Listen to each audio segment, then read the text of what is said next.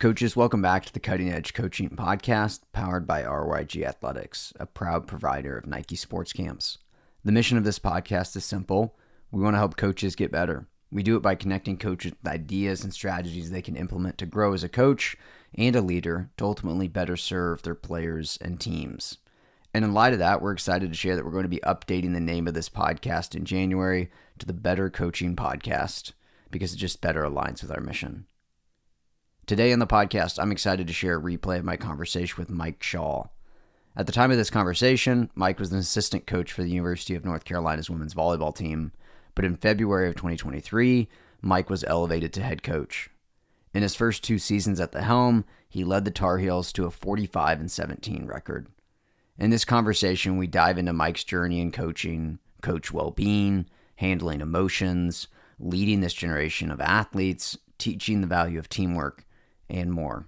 But before we dive into the show, if you're interested in learning more about how we serve and work with coaches, you can head to the show details for links to the free podcast notes, our free online community of over 450 coaches, and information on becoming one of our Nike Sports Camp directors. Now to the show. Enjoy.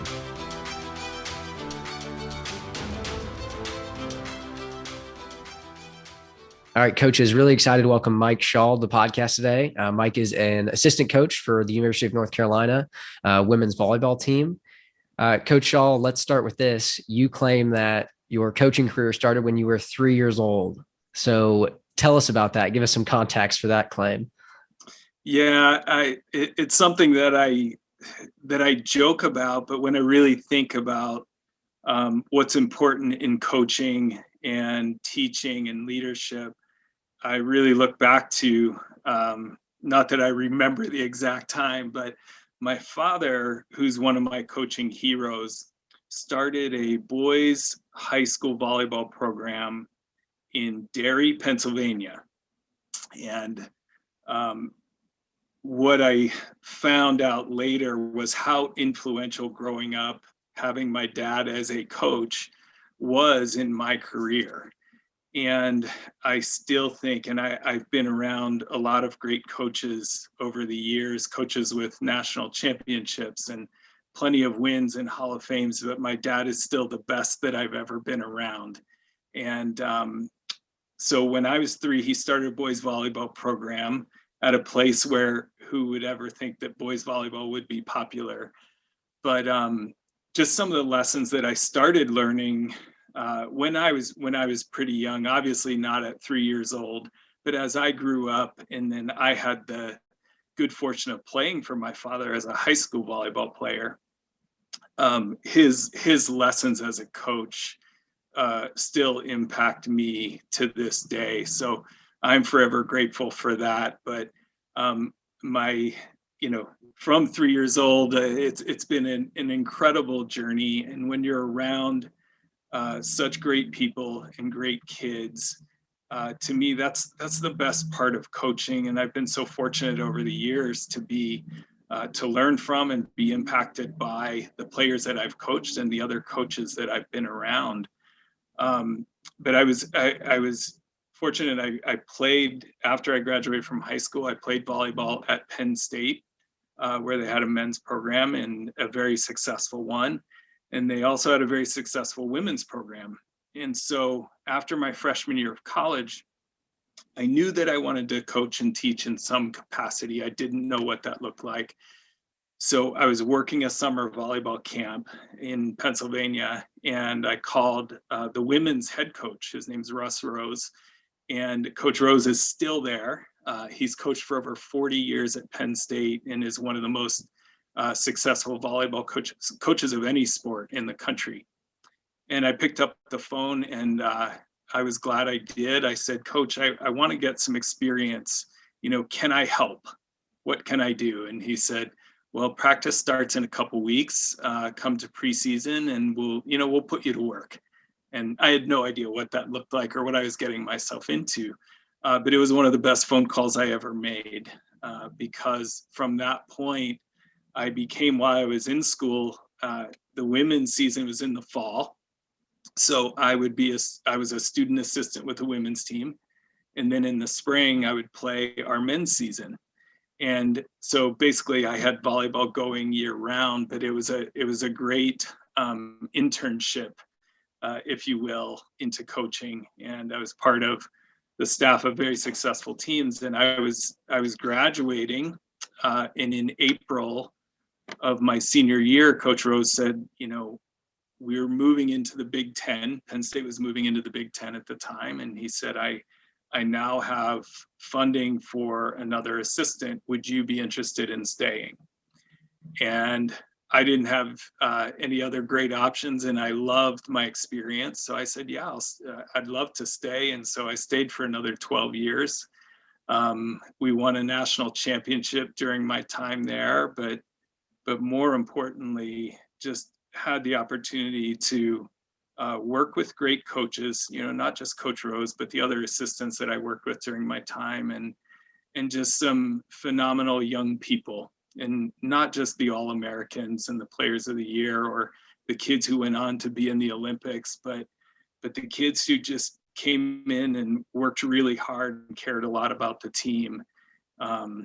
And so to kind of take the next step of my adventure, at that time, my wife and I had 2 young children, and I was truly fried. I was burned out, and it was nobody's fault. It wasn't anybody's fault. It was the nature of what we did. And at that time, I didn't know. I knew I was really tired, and I also knew that my wife and I wanted to. I didn't want her to be a single mom. I was away a lot, and we just knew it was time for a change. And at that time, Penn State, we had like the top recruiting class in the country coming in, and on paper, it was such a foolish move on my part because our program was really set up to be very successful, but I also just had this feeling in my gut that it was time to move on. And I felt like the program was in a great position moving forward. So I felt at peace about it. And it was obvious, like they had tremendous success after I was gone. So I was just thrilled for the people who were there and the people who worked so hard to make it happen. And I never looked back saying I made the wrong decision because of their success. I was just genuinely thrilled for them. And the next move for my wife and I in coaching was we started a small club in Pennsylvania. And it was just like you're experiencing, like starting something from scratch is so rewarding. And we did that for several years. And then I had an opportunity to move to North Carolina. And so at that time, well, by this point, we have 4 children. And so my wife and I said, like, listen, let's take an adventure. We knew nobody in the state of North Carolina, but I had an opportunity to lead Triangle Volleyball Club in Raleigh, North Carolina. And it was a very respected club. And the people there were incredible. And I spent 7 years doing that before my phone rang, and Coach Segula at North Carolina, who I've known for a number of years, had an opening on his staff and wanted to see if I was interested. And I told him, and I had told my wife previously, because I had had some different opportunities to get back into college coaching. And I remember telling my wife, there's only one place that I will do it, and that's the University of North Carolina. And I said, but I don't foresee that happening. But sure enough, it did. And when it did, it required, a lot of thought, a lot of prayer, and some discussions. But it's been a tremendous move, and I'm so happy to be at a place like this, and surrounded again by great people, and having the opportunity to coach such great kids and student athletes, and it's been great. So I've been here for 4 years now. Well, coming up on 4 years now. That's awesome. What a great story. There's a couple of things I just think I would be remiss if I didn't talk a little bit more about. The first is I respect that you had the courage to walk away. That's not easy, especially in coaching. And I can imagine amplified at the college ranks where, I'm sure that in that position you were at Penn State, especially with the continued success that they had and likely would have had if you had stayed, right? That would have, done nothing but positive things for your career trajectory, but that you had the courage to walk away from that says a lot, I think, about you. And I think that's just something that we can all learn from. It's challenging because I think, for so many coaches, it's just the next step. Like, where's the next thing? Where the grass is greener on the other side. Where am I going next? And it's easy to fall into that. But I think the other thing that I think is so profound in what you said and connected to why you left is that you talked about at the beginning that your dad was a great coach and a great father. Mm-hmm. And I think, unfortunately, there's a lot of families, marriages, and relationships between parents and kids that get sacrificed on the altar of coaching.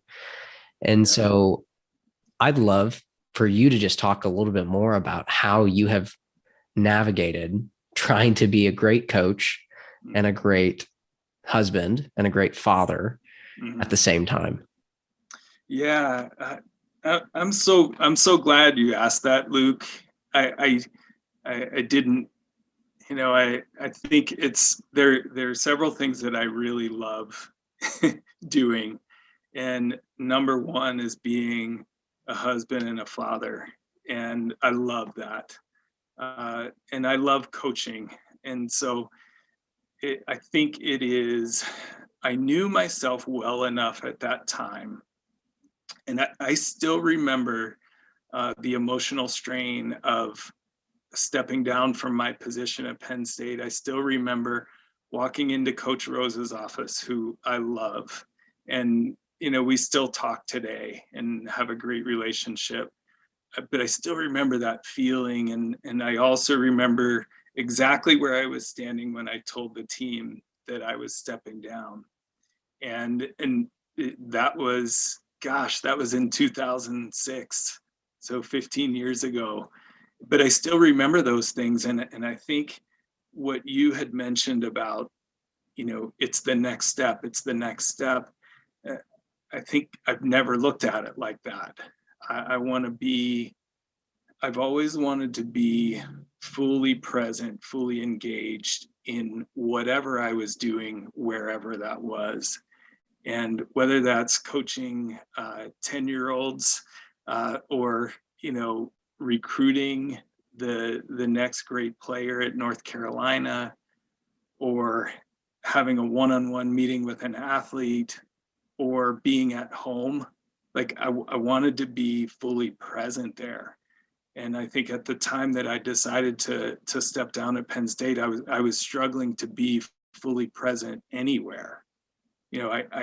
When I was coaching or on the road, it was hard for me to be there because I felt the pull of wanting to be home. And when I was home with my wife and my two older kids at that time, it was hard for me to be all there. And again, I want to stress, like, that wasn't anybody's fault. But when I talk to younger coaches now, like, I think that's something important that we need to talk about, and is important to talk about, is setting some personal boundaries that allow you to be fully present in whatever it is that you're doing.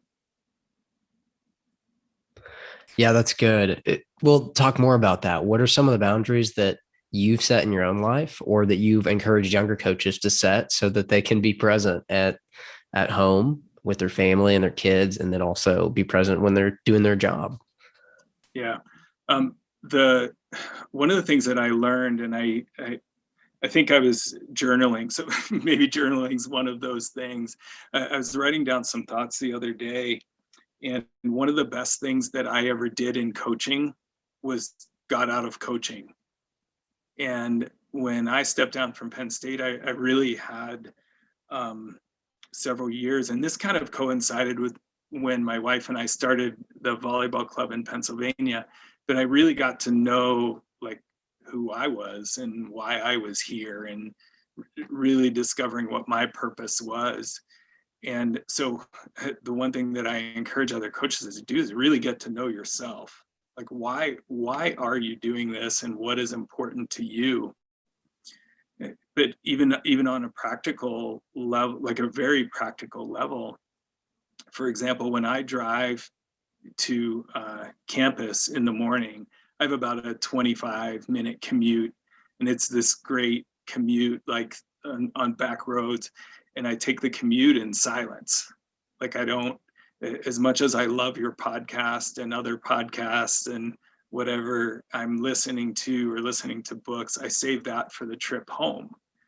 And what it helps me to do is it allows my mind to be at peace, or to just think about the day, or to pray, or to be grateful, for whatever it is on that day. But I found myself arriving on campus in the morning just really energized with what the day brings. And so on a really practical level, I think we need to quiet the noise around us as much as we possibly can. That's rare for me, because I'm always around people when coaching, and when I'm home, my wife and 4 children get my attention, and there's always something going on. And we had a pandemic puppy, like so many people did, and that's challenging my limits more than my children or athletes ever will. so there's always something going on, but I think we need time to ourselves. I think we need maybe I need some quiet time every once in a while, and writing down thoughts, and then also having people around us that we can talk to and share with. So I think that's incredibly important. Yeah, absolutely. And that's good. And yeah, just thinking about finding 20, 25 minutes of silence. There's not enough of us that are practicing that, and that are okay with silence and our thoughts, and just, being in a space like that. So I think that's awesome that you find that time in your day, and it's just part of your drive in to have some silence and to think and have that space for your thoughts. I think it's really powerful. And, another one of the things that I wanted to talk about with you, and as we exchange some emails, I think you even mentioned too, is just or maybe this was on a little blog that you had written on your website, is just coach well-being and mental wellness. And I think you posed the question of, Coach, how are you really doing? And I'm guessing some of that spawned out of, your journey having to walk away. But let's talk more about that. Like, Coach, how are you really doing? And maybe in the vein of, what are maybe the signals that you see when coaches aren't doing well? Like, where are the traps that we can so easily fall into that should cause us to come back to a question like, how am I really doing personally? Yeah. One thing that I always am conscious of, and I think I've learned this over time, is my reactions to situations that come up are really important. They're really important for the growth of the athletes that I coach. They're really important for my family. Like, seeing how I react to different situations, especially maybe situations that are unexpected or are negative in some way. My emotional stability is really important, and I start to notice maybe some signals for myself. Am I shorter than normal? Am I reacting in a way that is more emotional than it is like, hey, that's not how I want. I wouldn't accept that from one of my players, yet I'm reacting in a way that's not how I want to. I think at home as well, we have hard days as coaches, and if we're not taking care of ourselves, if I am short with my children, or maybe I'm quiet, I tend to go there, I get a little more quiet than normal at home. And my wife and I have now been married for 23 years. And, we read each other very well, and we know when something's wrong. And she's an incredibly intuitive person. And she knows when I'm struggling. And so I think having that person, in my life, it's her that knows me well enough to say, like, hey, let's talk about it. Or, do you need some space? do you need to go walk this pandemic puppy that we're struggling with so much? And so that's good for both of us, that I have my time, and she gets the puppy out of the house. So I think there are, I think probably individually we have our own triggers, but I think the important thing is that we know ourselves, and we know when we're not in a good space, because the people around us are so dependent on that. And our athletes want consistency from us, and they want to know what they're getting every day, and they don't want that to be something different. So I do my very best to be conscious of that. Yeah, that's really powerful. The two things that I'm just thinking of as you said that is, one, you said it, know yourself. We have to have an awareness of ourselves. And in my opinion, a lot of that comes from understanding our past and our own experiences, so that we can actually know ourselves, and we can know, like you talked about, maybe the triggers that I have, or the areas where I'm prone to respond in ways that aren't aligned with who I want to be. And then the second thing is, you have someone, and it's your wife, that can speak into that. And you've given her permission to speak into it. And we need that. My wife does a similar thing for me. We've only been married. We just had our 4th anniversary, but again, like, she knows when things are off, and having someone that says, hey, we need to talk about this, or, hey, you need to take a walk and have some space and clear your mind. That's so powerful for coaches to have that. Cause like you said, the job of a coach is unique in so many ways, and so draining often. You're pouring yourself out. And so there's just so many aspects of that we need to know ourselves, and we need to have people that know us and support us in it too. One of the other things you mentioned towards the end there was just the importance of your athletes, knowing what they're going to get from you and showing up in a consistent way. I think especially you're talking about with our emotions. So I'd love to just hear you talk a little bit more about really why is emotional constancy?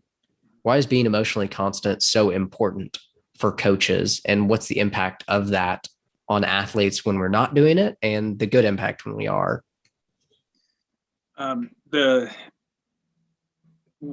I'm gonna speak like as a college coach, but I think regardless of what level we coach, what age we coach, what sport we coach,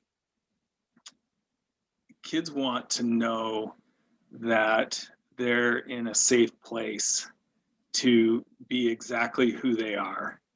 And I think if they know what to expect from us each day, that sure helps them to be honest about that, and also for them to fully show up each day.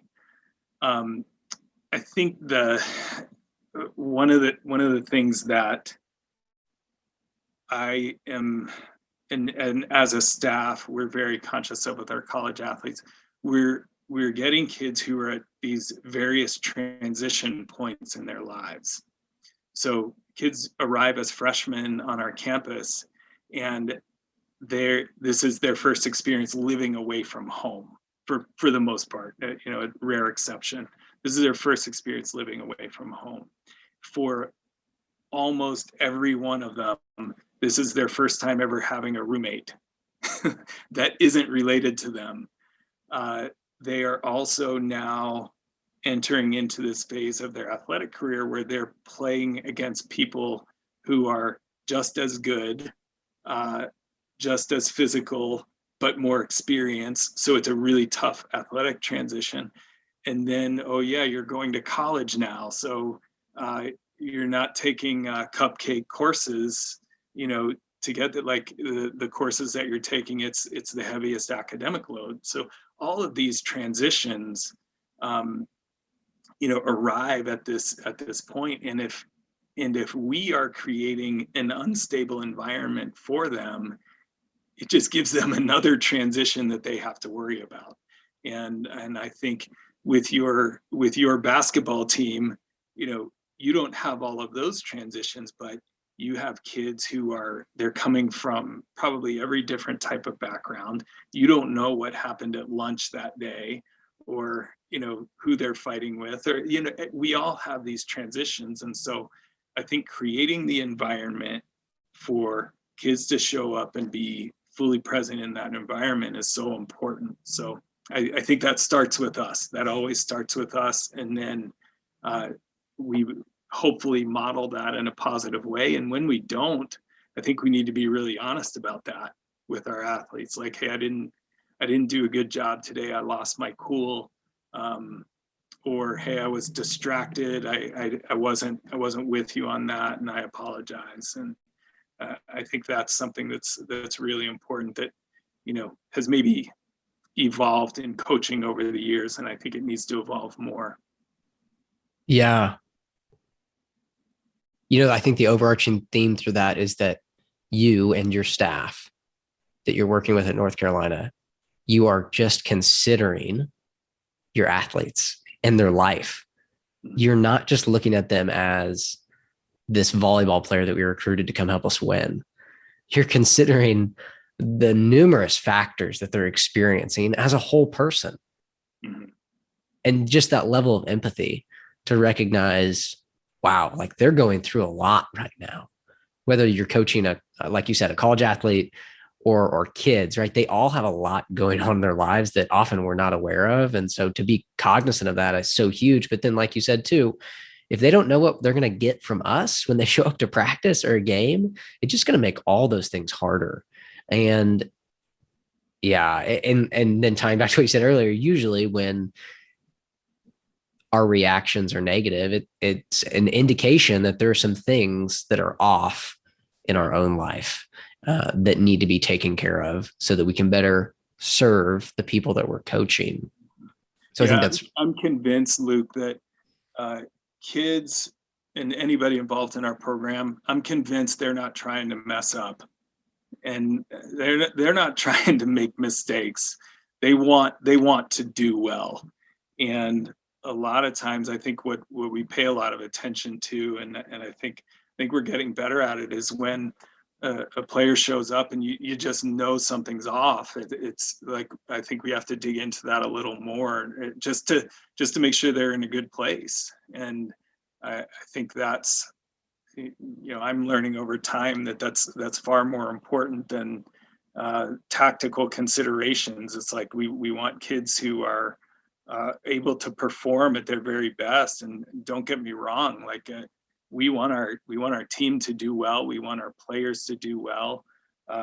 We have players here who have great aspirations in the sport, and we want to do everything we can to help them. And but I think one of our great responsibilities as coaches is to help them to understand that they're allowed to mess up here, and let's get better at it. And really having empathy towards our athletes to meet them exactly where they are and to help them grow from that. That's so good. Yeah, that's huge. And one thing you even said before that was just the willingness to admit mistakes too, right? You're assuming the best. These kids aren't here to try to make mistakes. I'm going to assume the best all the time from them. And then too, when I mess up, I'm going to model owning a mistake, right? It's okay for me as the coach to err. Yeah. I'm going to learn from it. And for them to see us learning from the mistakes that we make, so powerful, because again, when they make a mistake, then we can go, hey, we learn from it here. This is how we do things here. It's okay to make mistakes and we learn from them. And so I love that. I think that's so powerful and so practical too for us as coaches. Like, just be willing to say, I'm sorry. Because we are going to respond poorly to athletes. Like, I've done it. Everyone's done it. the most powerful thing is when we come back to it and we say, I messed up, I'm sorry. And for them to see a leader model that kind of vulnerability and authenticity and just apologize, I think is, again, like you said, it's way more important than any technical, tactical thing we can teach them, because hopefully that stays with them for their whole life. Yeah, I think it makes the environment a lot more human, and I think we could use a little more of that. So I think it's an important facet of coaching. Yeah. And you started to talk too in that portion about the importance of modeling for our athletes, which is so much of what we're talking about. So important that we model for our athletes. And one of the things as we talked about doing this podcast was the question of who's modeling for us as coaches, though. You know, we talk about the importance of us modeling for our athletes, but we need to have people modeling for us as coaches. And so I would love for you just to talk about the importance of having coaching heroes / models, maybe even who some of those have been for you, why they've been so important, and what you've learned. Yeah, thanks for asking that question. I think we started our conversation with me saying that I started coaching at 3 years old, and I had no idea when I was growing up, you know, what I would do. And I have 2 brothers as well who coach and teach. And, you know, my father ended up coaching for over 30 years at the same high school boys volleyball program. And so while I was growing up, from the time I was a young kid until I was in 8th grade, there's no such thing as organized boys volleyball. But what I would do is I would go to practice every day with my dad. And I wasn't sitting there with a notepad, you know, taking notes and saying, this is what he does in this situation. I was just there. And so he still is, but he was my first coaching hero. And I think just the way that my greatest takeaway from my father is that he treated everybody involved with the program so, he valued them so much. And I got a note recently from, so this year celebrates 35 years of my high school team winning a state championship. And I know it's small potatoes now, but every year on that date, one of my high school teammates reaches out to me and says, like, this is the anniversary of winning the state championship. I was in 9th grade. Well, he put it on social media, and I got a message from one of the statisticians on that team. It was a young lady who was a statistician who was a couple years older than me. And she expressed to me like how well my dad treated her as a statistician. And so I think without trying to learn it, I understood from a very early age that everybody involved in your program, whether it's the best player, whether it's the worst player, whether it's the person who's sweeping the floor or the bus driver or the official, we need to treat them with respect, but more importantly, we need to let them know that they're valuable to what we're doing here. And I think that was my greatest lesson from my dad. It's probably the most important one as well. And I'm just thankful that I had that opportunity to learn from him and then, you know, ultimately play for him. I also remember like I remember my Little League coach, you know, just such a, like, they were just such good people and they cared a lot about the kids. I don't remember a darn thing about how he taught me to hit a baseball. But I think we kind of figured those things out on our own. He didn't try to pretend that he could help us, but he treated us really well and he believed in us. And I think that was so important. And as I went to college and I had just such great college coaches, I got to learn from a man named Tom Tate, who was the men's coach at Penn State. I never had the chance to play for him, but when I got there, he was a professor and just a great teacher. I played for a man named Tom Peterson and Mark Pavlik, who was the assistant. And then my experience coaching with Russ Rose, who, is a legendary coach in college athletics and college volleyball for sure. And I think he sits right now at having won 7 national championships, and nobody else has done that. And I learned from Russ just that, you can challenge athletes to like aspire to great things, and let's not put limits on where we can go and what we can do. And the other thing that I always appreciated with Russ is he wanted people to be exactly who they were. He wanted you to be the very, very best that you could be, but he never wanted me to be like him. And if anybody listens to this podcast who knows the both of us, like they'll understand that he and I are very different people, but he never once wanted me to coach like him or, have the same personality as a coach. He wanted me to be really good at who I was. And that's the way he still coaches his teams. And I think that's why they've had such great success. I worked with some incredible club coaches when I was leading the volleyball club here, who had just a tremendous heart for leading young people. And now I work with Coach Zagula and Susan Clemens, our other assistant. And I think it's Coach Zagula stands out as somebody who's like always wanting to learn. And I think that's so important in what we do. So I think these ideas of coaching heroes, and of course, like I read a lot, and I'll tell you a quick story, and I've used this over the years, and it's always kind of prompted me to like, hey, go for it. When I was an assistant at Penn State, like most young coaches, you get enamored with reading John Wooden books. And the very first one that came out was written by John Wooden. It's called They Call Me Coach. And it's just sort of his life story and his philosophy. And it's one that I always go back to. It's just a special book for me and my development as a coach. And at the time, I mentioned to the coach who was then at the University of Michigan, Greg Giovinazzi, and Greg has since passed away, but Greg had gone to school at UCLA.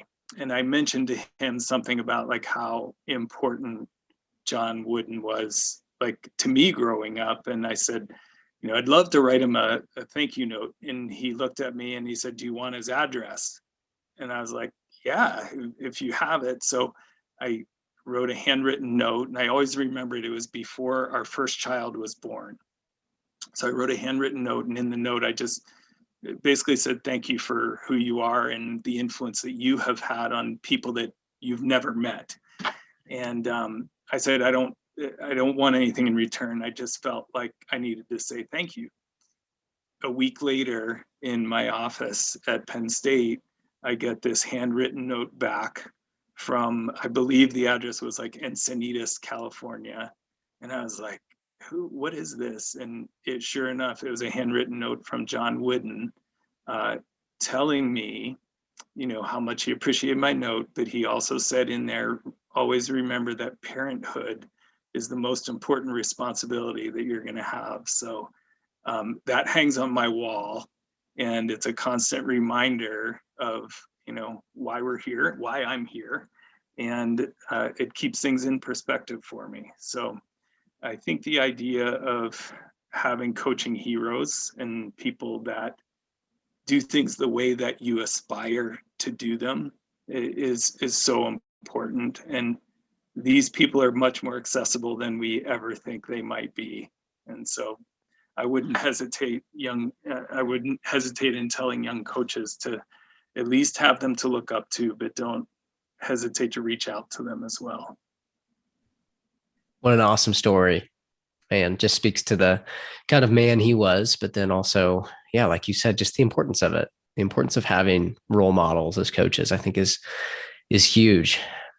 Kind of shifting a little bit in our focus, I'd love to hear your thoughts and perspective on leading and, in your case, recruiting this generation of athlete. What do coaches need to be considering as we are coaching, leading, potentially recruiting this generation of athletes? And how might we need to change our approach to connecting with them and leading them? Yeah, it's so important. It always has been really important to get to know kids beyond, are they talented enough? That always has to be part of the equation. Otherwise, we wouldn't be doing our job well. Are they talented enough to do this? Can they help us be successful? But really getting to know the kids, and that's probably the part that on the surface is like we have to do a good job of that. But I want to tell you, earlier today, I was along with the rest of our staff, was walking 2 recruits through the basketball museum at UNC. And in that museum is a note card, and it was like there's a case that has Michael Jordan memorabilia in. And in that case is a note card that has like basically Michael Jordan's recruiting profile. And on that card, it has notes about, they talked to his guidance counselor, they talked to his parents, they talked to his high school coach. Like Michael Jordan, the greatest basketball player of all time, and Dean Smith and the rest of his staff are doing their homework to really get to know this kid. And so I think on one hand, we say like, it used to be so much simpler that, you just got to know the kid, and the people around. Now I look at it like, yes, we need to know the kid. We need to get to know the people around, and we need to know their families. One of the first questions we ask athletes, because we're truly curious about it, is like, tell us about your family. And it's not so much about the family makeup. It's about, how do you talk about your family? Are you proud of your family? Do you love your family? Or is it like, I can't stand my little sister, or I can't, whatever. But I think those things are important. And I think social media is really important as well. Like, I'm not telling you that we're sitting here like combing through every kid's social media, but I do think you see themes. You see themes in what they share on social media, and you see what's important to them. And I think in terms of recruiting them and ultimately leading them when they get here, I think you really have to get to know what is important to you, what's important to them, and then having the ability, as we talked about earlier, like having the empathy and the understanding and the communication skills to be able to sit down with them and meet them exactly where they are. So I think the other thing that I would add, and again, maybe a really practical thing for coaches to consider, is I'm always conscious of if an athlete walks into my office, I want to be able to give them my full attention. And so when we're talking about leading athletes, they want us to listen to them. And something very practically that I do is I make sure, like, if I'm in the middle of something, if I'm working on something, I always make sure, like, hey, hold on a second, like, give me a minute to finish this up. And I physically close my computer, because I don't want them thinking that anything else is more important than what they're here to talk about. And it could just be like, hey, can we grab some coffee? Or it could be, hey, can you talk me through the scouting report? Or it could be something much more important to them. But I always want them to know that, they have our full attention. And I think when we're talking about leading young people, they want to know that they're being heard. And I think it's our responsibility as coaches, again, going back to like really doing a good job modeling that. And then hopefully they're doing the same and learning from that. And when they leave North Carolina, like they understand the importance of listening and really being present with people.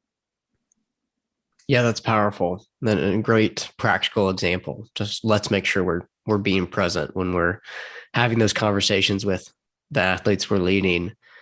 I'd love to know too, and you mentioned it a little bit, just talk about the challenges of social media, and both from the standpoint of the challenges that our players are experiencing, and then the challenges that we have to deal with as coaches to try to navigate that and help them navigate it.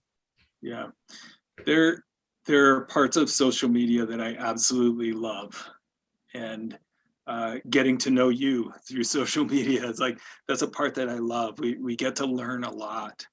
The other part that I love is you really get to know what's important to people.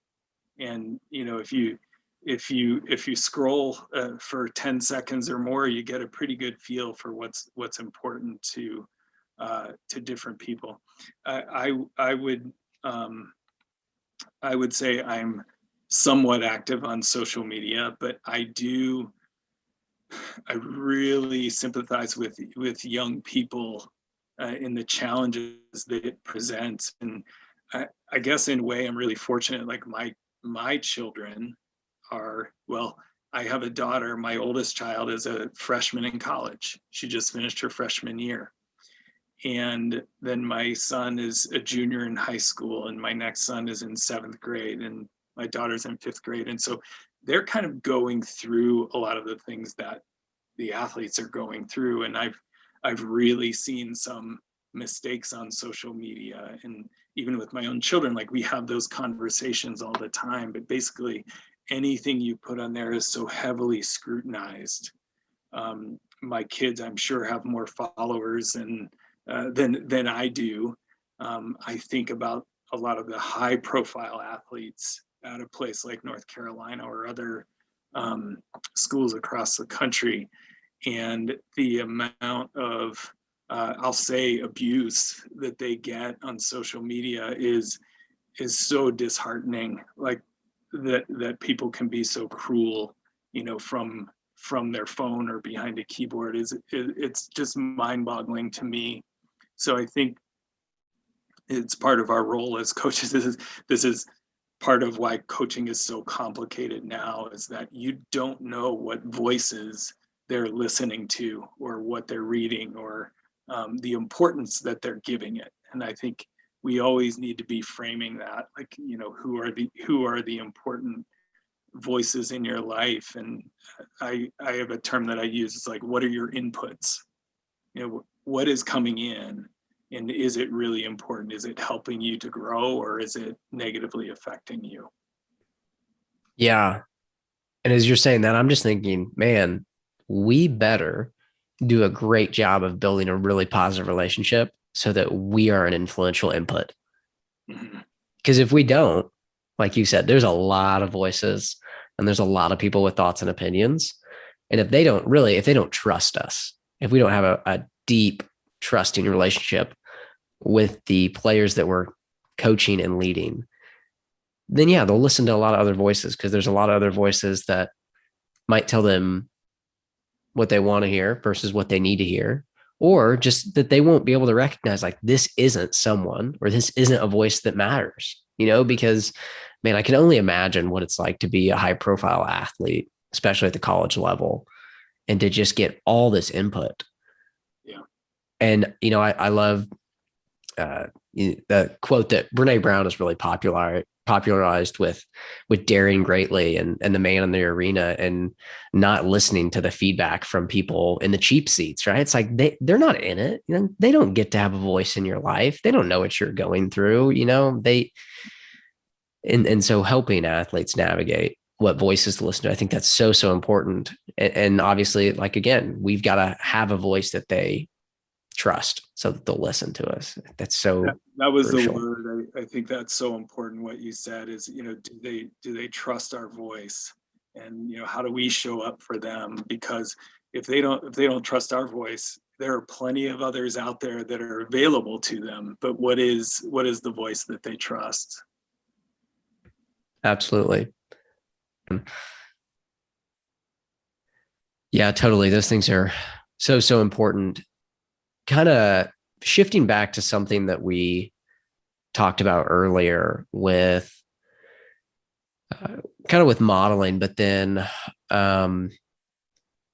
actually I kind of butchered that. I'm going to retry that going into that. Let me get my thought back together. Okay, here's where I want. Okay. Yeah, that's really good. And I agree with those things.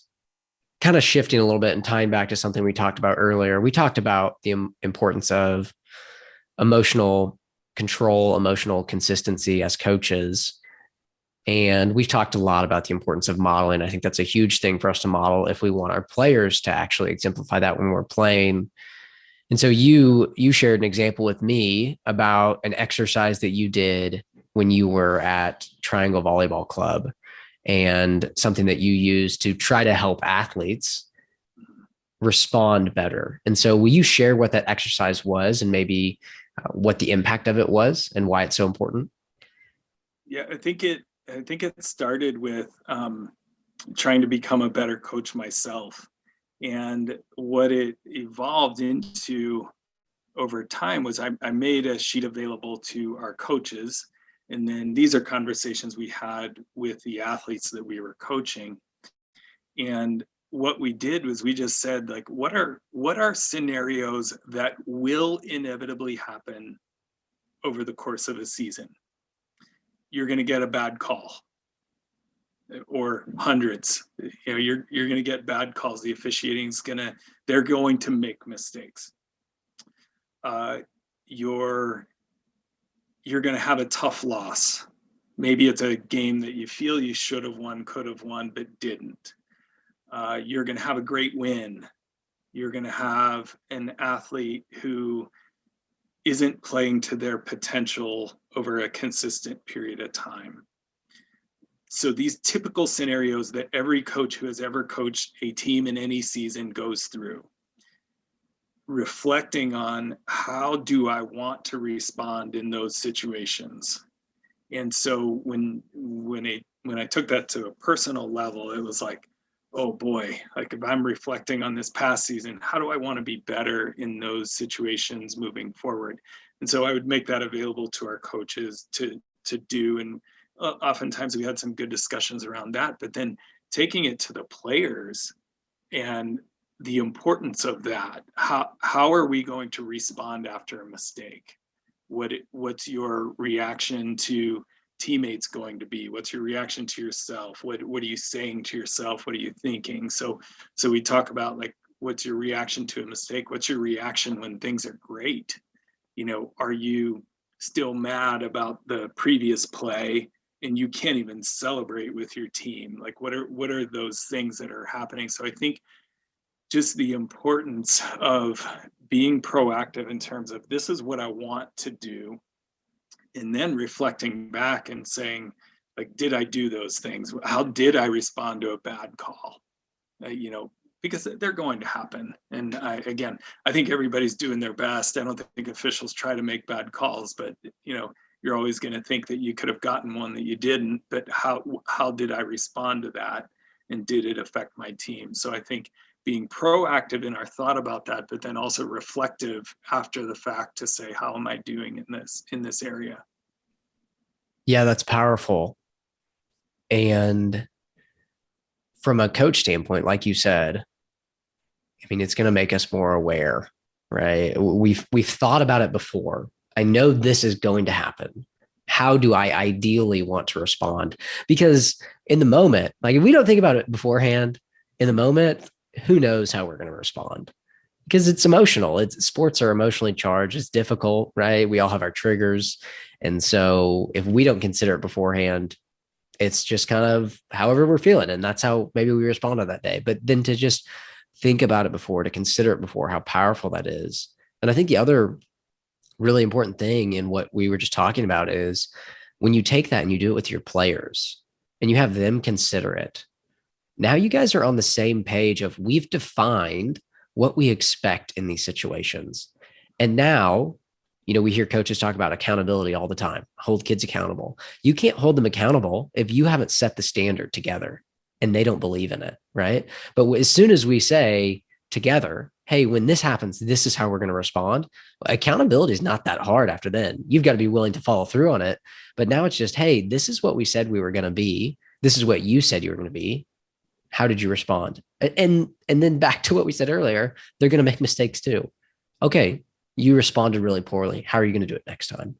And just the power in getting clear on our expectations, because far too often as coaches, we assume that our athletes know what we mean when we say we've got to be focused on the next play, but we've never defined it. We've never had them consider it.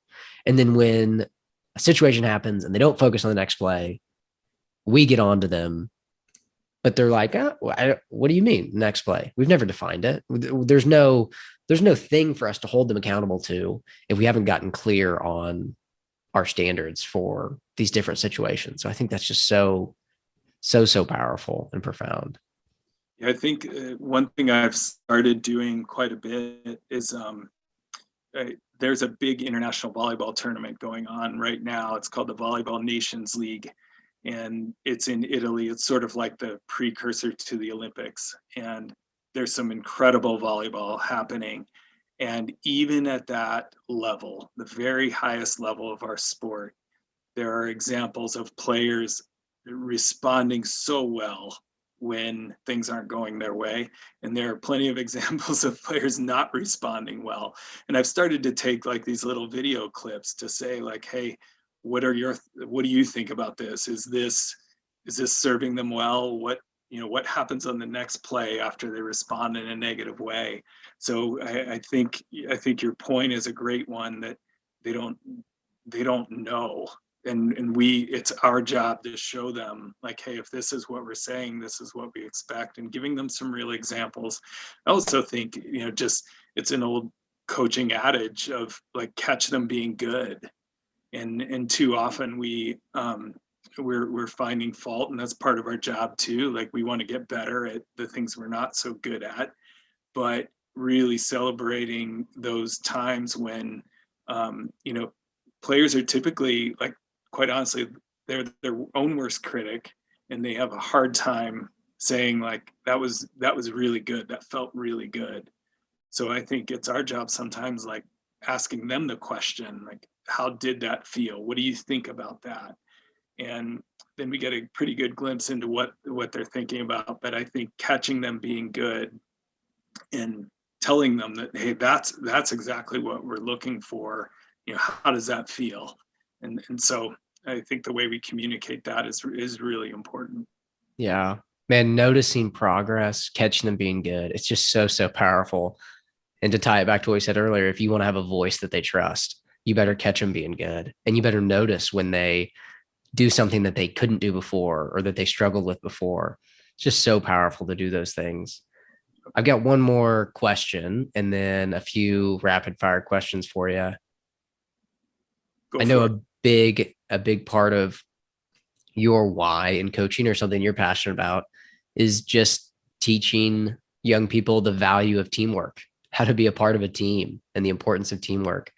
So will you talk about maybe some specific things that you've done in your coaching career? Maybe it's at the college level, maybe it's at the club level, ways that you have tried to teach that value of teamwork and really create connected teams that value each other. It is truly what I enjoy doing.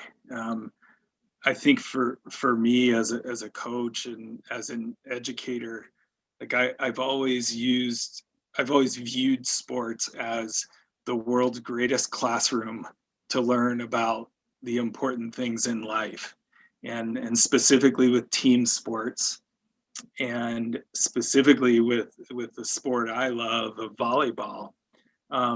Going back to my dad a little bit, my dad, when he was growing up, he had a high school boys volleyball team. This is in the 1960s. And so he played high school volleyball, but then he also played baseball and he played soccer. and he went to this small school in northwestern Pennsylvania called Slippery Rock University. And he played baseball and soccer at Slippery Rock. And then when he got his teaching job in Derry, Pennsylvania, he started the boys volleyball team. And I remember asking him, Dad, why volleyball? Why did you start volleyball? You could have coached soccer, you could have coached baseball, you played both of those in college.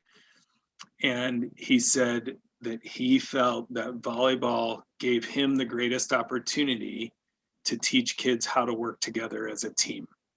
And I was like, okay, like we have a responsibility here. So I think, and you can make this argument about any team sport that, we're all interdependent on each other. Like in basketball, you're not going to be successful if it's just one player. Football, you clearly can't do that. Lacrosse, you clearly can't do that. But volleyball is truly dependent. I'm dependent on the previous contact and the person making that contact. And so there are some inherent things in the game that teach us how to operate as a team. But beyond that, how can we create an environment where we value each and every person? And so something that we do at North Carolina specifically, but I think it's so easily adaptable to anywhere you are, is like at the beginning of practice, we have a time where we say we connect. Our practice plan on the board, first thing we do is connect every day.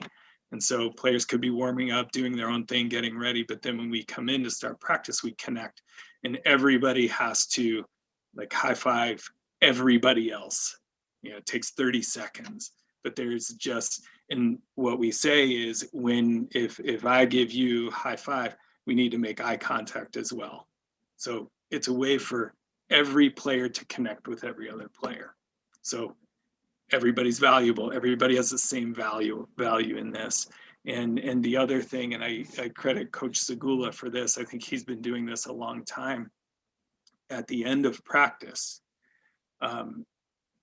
every player comes up to each of the coaches or staff members or trainers, and we thank each other. We show gratitude. And it's like, thank you. And then that way, look, we have tough days sometimes, but we always end the day just grateful for the opportunity that we had to be together today. And so what does that do? It sets them up, sets their minds, their hearts, their bodies up for the next day to be like, okay, as good or as bad as today was, like, I'm grateful for you, and let's go about our day, and we'll get back after it tomorrow. I think the other thing is that, and I think it's something that's maybe at the core of what I believe is important about coaching, is just connecting with players. And I think I've used this term before, like meet them where they are. And every player is going to have some different needs and different backgrounds and different things that they're going through, good or bad.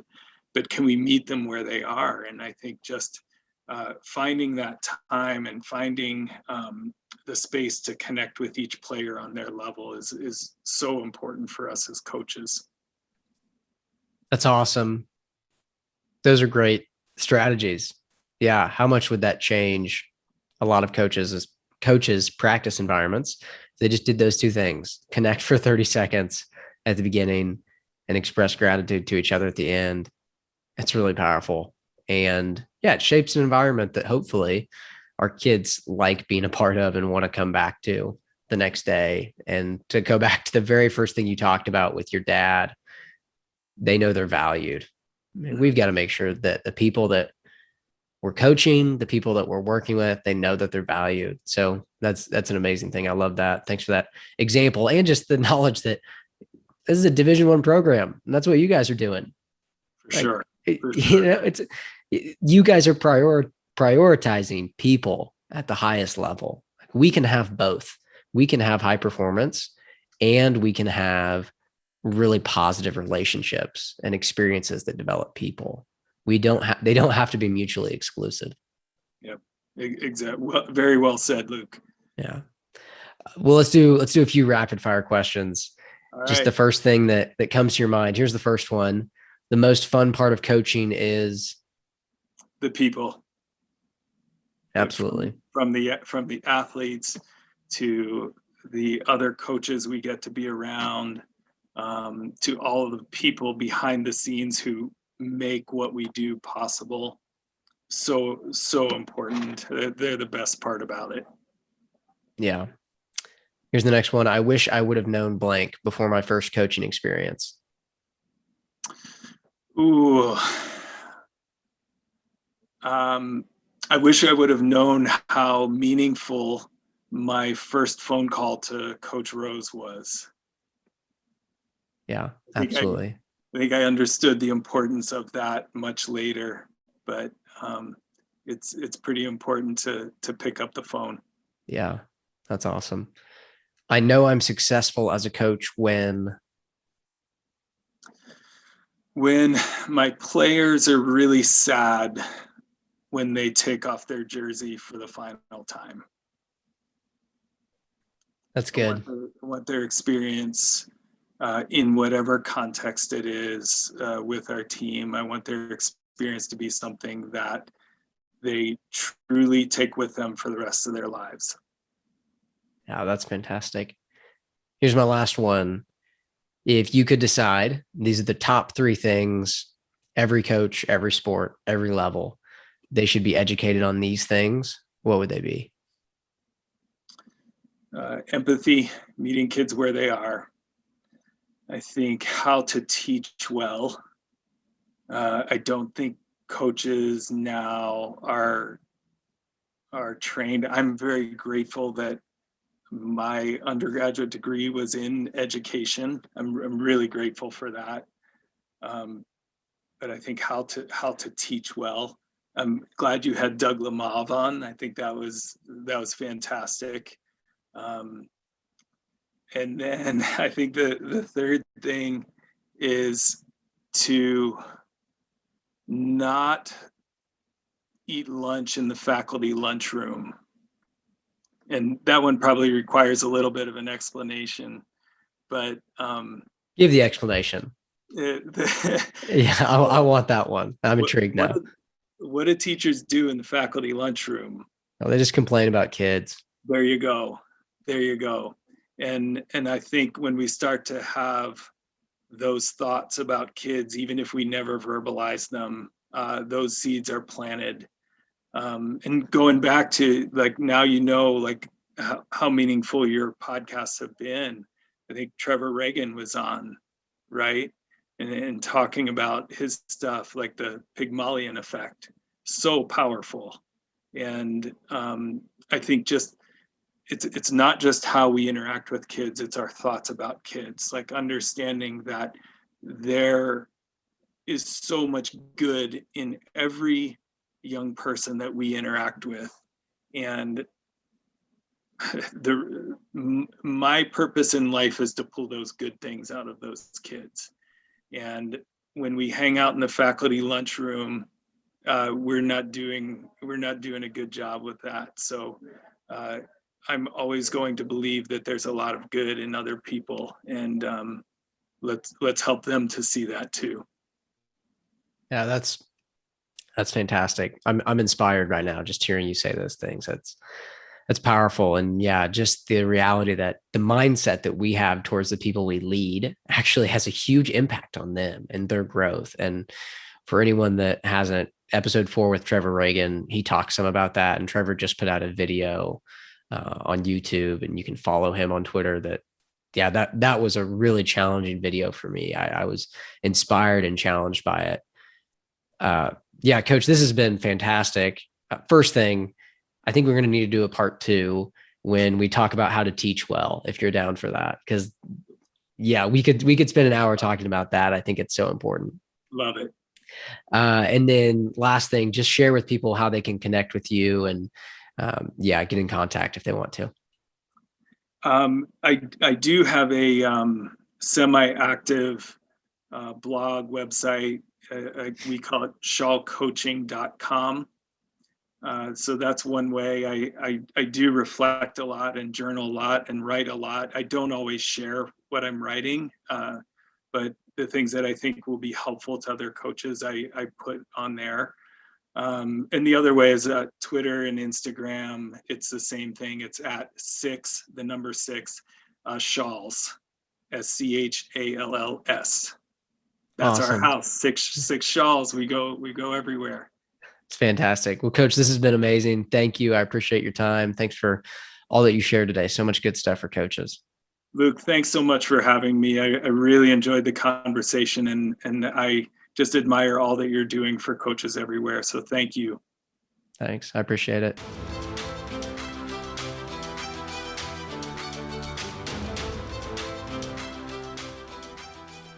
Coaches, thanks for listening to this episode of the podcast, and a huge thanks to Coach Schall for taking the time to talk with me. To get a free PDF of the show notes from this episode, check out the link in the show details. And if you're interested in joining our free online community of over 450 coaches that are dedicated to getting better, you can also find that link in the show details.